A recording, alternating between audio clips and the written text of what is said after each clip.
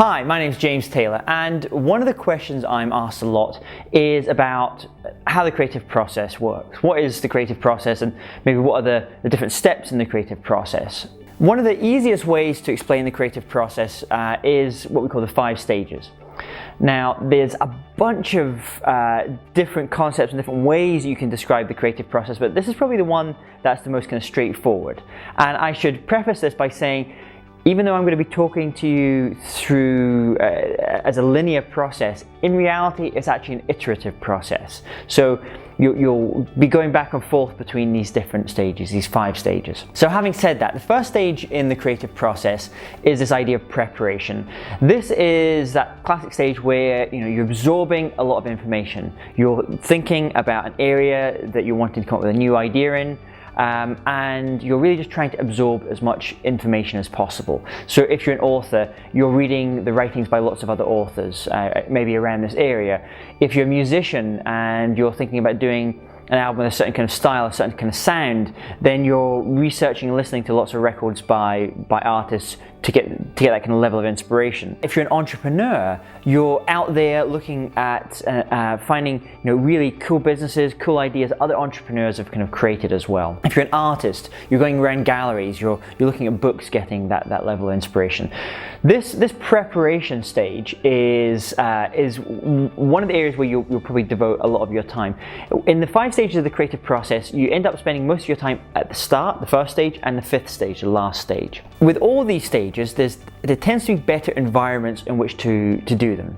In this first stage, what we tend to find through research is that working in a quieter environment is really best for the research stage. That's perhaps no surprise. It's why we see academics or authors in libraries.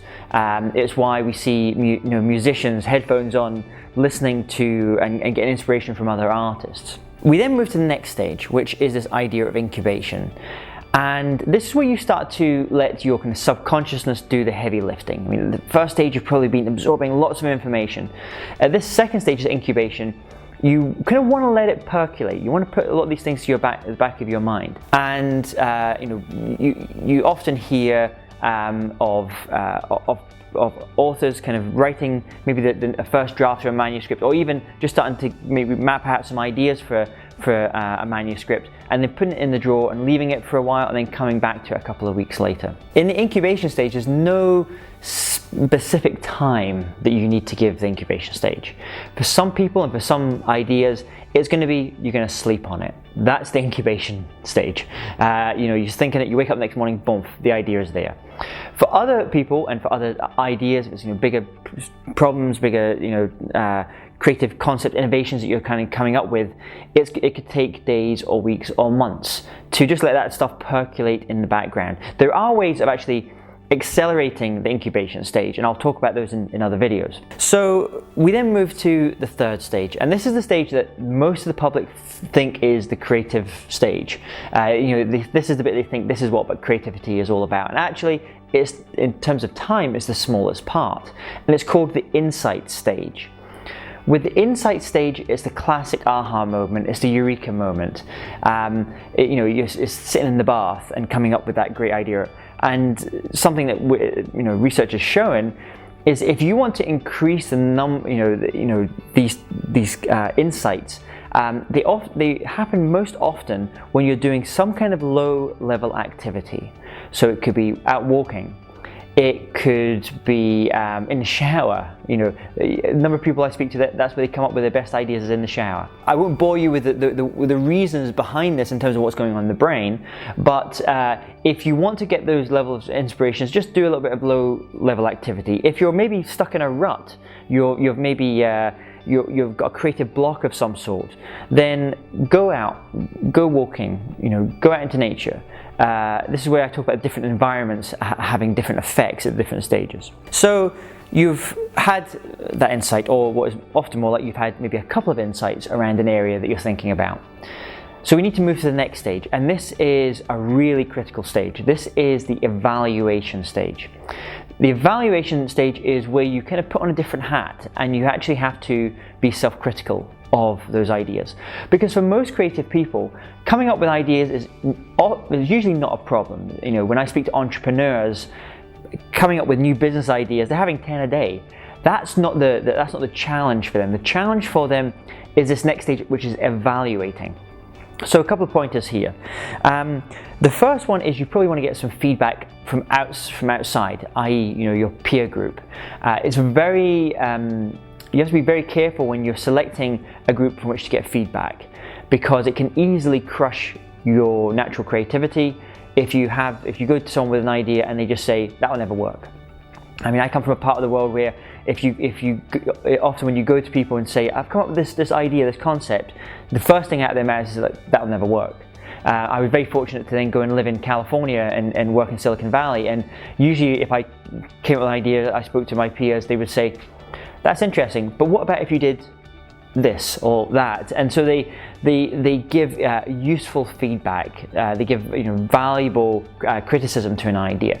So these are the kind of people you want to seek out in your area. It could be in your area of expertise, the topic that you're researching, where you wanted to come up with some new innovation. So selecting those people is really important, because you want to have lots of ideas, but you want to also take time to evaluate those ideas. And at this point, in this stage, the evaluation stage, at the end of it, you want to know, is this an idea worth pursuing? This is the point of the evaluation stage. You're going to have lots of ideas that say, is this worth doing? Is this worth spending my time, my energy, my resources on pursuing this idea? So that's the evaluation stage. And then finally, we come to the final stage, the fifth stage, and this is the elaboration stage. This is where, if you've heard people talk about 1% inspiration and 99% perspiration, this is the 99% perspiration bit. This is where you do the work. You just get on with it. You start to test and to micro test and get more feedback on your ideas as well. As I said before, that a lot of the work happens at the preparation stage, and then it also happens at this stage. There's no magic way of doing this. You just need to get in there, start testing your ideas, start doing the work. Because if a lot of people out there think that creativity is all about what I call the insight stage, the aha moment. It's not. It's about the whole length of what I've just talked about, those 5 different stages. And if you want to really have a creative life, you have to develop the ability to really be good at each of those stages, or to find ways to set yourself up to be good at each of these 5 stages. So I hope that's been useful, just to give you a quick kind of recap on these 5 stages. So we have the preparation stage, first of all. Then we have the incubation stage, letting stuff go to the back of the mind, the subconscious, let that churn, let that do the work. Then we have what we call the insight stage, the aha moment, those eureka moments. Then we have the evaluation stage, the 4th stage, which is evaluating whether this is an idea worth pursuing. And then finally we have the elaboration stage, doing the work, the implementation. So I hope that's been useful to you. My name's James Taylor. Hey, it's James here. Did you like that video?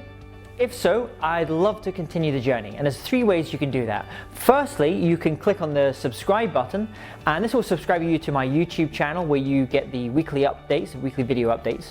Secondly, if you click on the link, you'll also get my free video training series, and that's where I share the latest tips and techniques on how to become more creative. And finally, thirdly, I'd like if you were to go to my website and sign up for my email newsletter, where I also share lots of new products that are coming out, some free video series, some free training that I'm constantly providing. So it'd be great if you did one of those 3 things just now. See you on the other side.